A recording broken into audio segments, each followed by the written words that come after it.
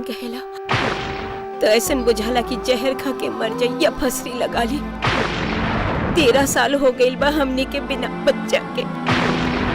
छठ मैया के पूजा कैला से सब मनोकामना पूरा हुई। नारायण नारायण। लोग छठी माता का व्रत करके आपके भक्त आपका अपमान कर रहे हैं कुलदेवता। छठ व्रत पूरा ना होके के चाहिए। हमरा छठी मैया के महिमा सारा जहान जानेला कि हमरा छठी मैया के महिमा सारा जहान जानेला।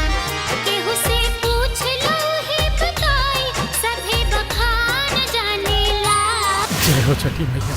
ललना कान्हा जैसे बबुआ मारे अंगनवा उठे सोहर हो। उनकर संतान के सुख के हम संताप में बदल दे। जय कुलदेवता के।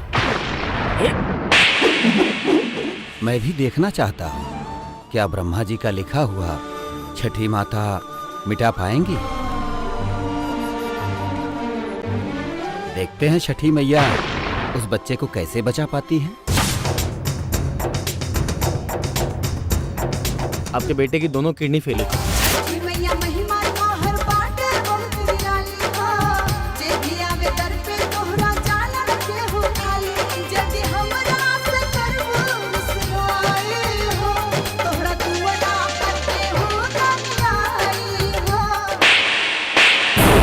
अगर छठी मैया उसको बचा पाएंगी तो मैं भी उनका अनुसरण करूंगा।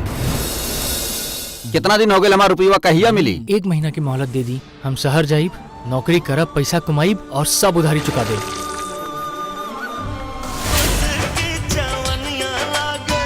जान लेके जाई कमाल बाड़ू रानी छलके गलिया से मलाई। चाचा चाची मर गए लोग। तू तो मांगे गईनी अब भतरो गवईनी। अरे नाना बाबूजी, अब गाँव में आयल रनिया, लेकिन वो कुलेश्वर भी हमरा से कहले कि वो सब जिंदा नहीं की।